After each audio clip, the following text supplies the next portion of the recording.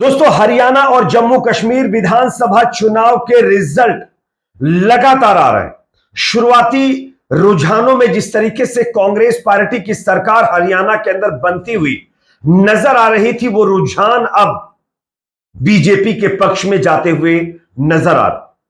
BJP ने एक बार फिर हरियाणा के अंदर बहुत बड़ा उलटफेर कर दिया है और वो सरकार बनाने की स्थिति में आ गई है। लेकिन इसी बीच जिस तरीके से 9 से 10 बजे के बीच में ये आंकड़े बदले हैं, बीजेपी की तरफ ट्रेंड गए हैं, रुझान गए हैं, तब से अब तक नीचे नहीं है। इसको लेकर के चुनाव आयोग और भारतीय जनता पार्टी के ऊपर कई बड़े आरोप लग रहे हैं। यहां पर लोग आरोप लगा रहे हैं कि बीजेपी चुनाव आयोग के साथ मिलकर हरियाणा के अंदर नया खेल खेल रही है और तरह तरह के हथकंडे अपना करके अपने विपक्षी पार्टी के नेताओं को चुनाव हरवा रही। आगे हम आपको हरियाणा से कई जगहों से ऐसी खबरें सामने आ रही हैं, चुनाव आयोग के ऊपर, बीजेपी के ऊपर गड़बड़ी के आरोप लगाए जा रहे हैं, इसकी जानकारी देने वाला हूं। साथ ही साथ जम्मू कश्मीर से भी एक बड़ी खबर है। जम्मू कश्मीर के अंदर नेशनल कॉन्फ्रेंस और कांग्रेस पार्टी सरकार बनाते हुए नजर आ रहे हैं, लेकिन यहां पर भी एक बहुत बड़ा उलटफेर हुआ है जो मैं आपको बताऊंगा। उससे पहले आपको क्या लगता है दोस्तों, क्या वाकई हरियाणा के जो चुनाव रिजल्ट आ रहे हैं वो निष्पक्ष तरीके से आ रहे हैं या फिर इसमें कोई झोल हो रहा है? कमेंट सेक्शन में आप लोग अपना फीडबैक जरूर दीजिए। इस वीडियो को लाइक करिए, शेयर भी करिए। सबसे पहले मैं आपको बता दूं कि हरियाणा के अंदर 50 सीटों पर बीजेपी आगे चल रही है, जबकि 35 सीटों पर कांग्रेस, 1 सीट पर आईएनएलडी और जेजेपी 0 और अदर के खाते में 4 सीटें जा रही। जबकि जम्मू कश्मीर की 90 सीटों में 29 सीटों पर बीजेपी, 6 सीटों पर कांग्रेस, 41 सीटों पर नेशनल कॉन्फ्रेंस, 4 पर पीडीपी और 10 पर अदर आगे चल रहे हैं। फिलहाल ये जो रुझान है उसके मुताबिक। अब बात करते हैं हरियाणा के अंदर क्या हो रहा है।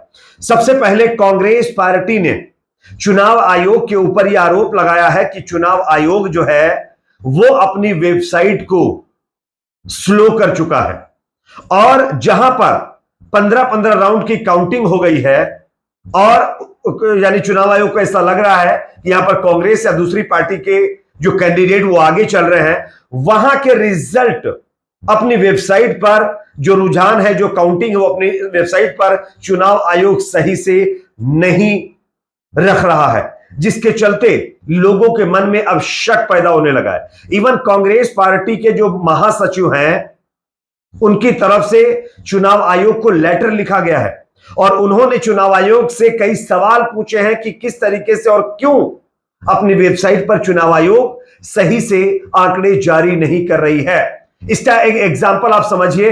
विनेश फोगाट चुनाव जीत चुकी हैं, 6140 वोटों से चुनाव जीत चुकी हैं। वो सर्टिफिकेट लेने के लिए गई है, लेकिन चुनाव आयोग अपनी वेबसाइट पर अभी कई राउंड की काउंटिंग बाकी बता रहा है विनेश फोगाट वाली विधानसभा सीट पर। यह अपने आप में दर्शाता है किस तरीके से डेटा चुनाव आयोग की वेबसाइट पर अलग है और जमीन पर जो काउंटिंग हो रही है उसका अलग है। यह अपने आप में दर्शाता है किस तरीके से साम दाम दंड भेद यहां पर इस्तेमाल किया जा रहा है।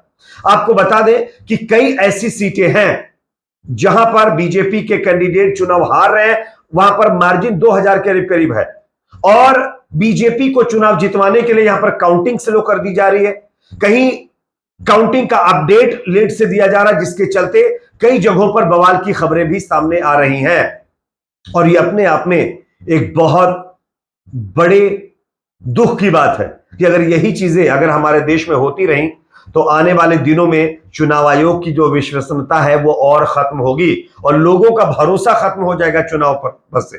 क्योंकि आप सब जानते होंगे, तमाम एग्जिट पोल, तमाम ओपिनियन ग्राउंड पर जाकर के सर्वे करने वाले लोग ये कह रहे थे कि कांग्रेस पार्टी की लहर नहीं, सुनामी चल रही हरियाणा के अंदर।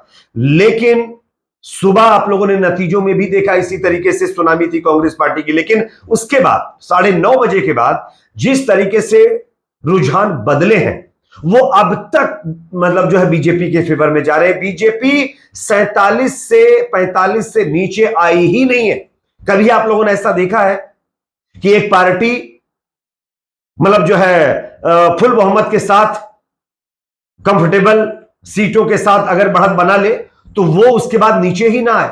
ये सब कुछ हरियाणा में हो रहा है। तमाम पत्रकार शॉक्ड हैं, बड़े बड़े मीडिया चैनलों के अंदर सन्नाटा पसरा हुआ है। हां, गोदी मीडिया के एंकर जो दोगलापन दिखाते हैं अक्सर, जिनकी कोई वैल्यू ही नहीं, रेपुटेशन ही नहीं है, उनके अंदर बेशर्मी के एक तरीके से जो हम कह सकते हैं तमाम छाप लग चुकी हैं, उनको कोई फर्क नहीं पड़ रहा है। वो अभी भी खुशी का इजहार कर रहे हैं क्योंकि उनको पता है उनके फेवर की पार्टी चुनाव जीत रही है। लेकिन जो ग्राउंड पर काम करने वाले पत्रकार है वो अभी भी परेशान है कि ये सब कुछ कैसे हो गया। और एक चीज हम आपको बता दें, पवन खेड़ा का बयान आया है, कुमारी शैलजा का बयान आया है, सुप्रिया शिनेत का बयान आया है। ये तमाम कांग्रेस पार्टी के नेता कह रहे हैं कि जमीन पर जो काउंटिंग हो रही है उसके आंकड़े अलग हैं। चुनाव आयोग अपनी वेबसाइट पर आंकड़े अलग दिखा रहा है। और सबसे अफसोस की बात देखिए, जो मीडिया चुनाव आयोग की वेबसाइट के हिसाब से आंकड़े जारी नहीं करता अपने स्क्रीन के ऊपर, वो मीडिया अब हरियाणा के जो नतीजे आ रहे हैं वो चुनाव आयोग की वेबसाइट वाले आंकड़े दिखा रहा है, वो भी सुबह से।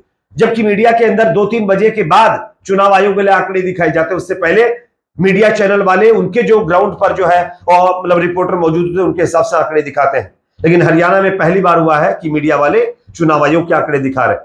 तो यह अपने आप में दर्शाता है कि किस तरीके से दोस्तों बहुत बड़ा झोल यहां पर करने की कोशिश की जा रही है। और अगर यही होता रहा तो आने वाले दिनों में बिहार और महाराष्ट्र के अंदर भी आप लोग देखेंगे कि कोई बड़ा खेल हो सकता है और यहां पर भी भारतीय जनता पार्टी प्रचंड बहुमत के साथ सरकार बनाएगी। अब बात करते हैं जम्मू कश्मीर की। जम्मू कश्मीर के अंदर भारतीय जनता पार्टी चुनाव हार रही है। सबसे बड़ा उलटफेर महबूबा मुफ्ती की बेटी जो इल्तिजा मुफ्ती हैं उनकी सीट पर हुआ है। खबर यह आ रही है कि महबूबा मुफ्ती की बेटी इल्तिजा चुनाव जीतने की तरफ बढ़ रही हैं। उनका जो मतलब वोट मार्जिन है वो काफी ज्यादा हो गया है, तो उनके चुनाव जीतने के चांसेस अब बढ़ गए हैं। साथ ही साथ कांग्रेस पार्टी मात्र 6 सीटों पर बढ़त बनाए हुए, जबकि एनसी नेशनल कॉन्फ्रेंस 41 सीटों पर चुनाव जीतती हुई नजर आ रही है और उनके फेवर में कई रुझान जा भी चुके हैं।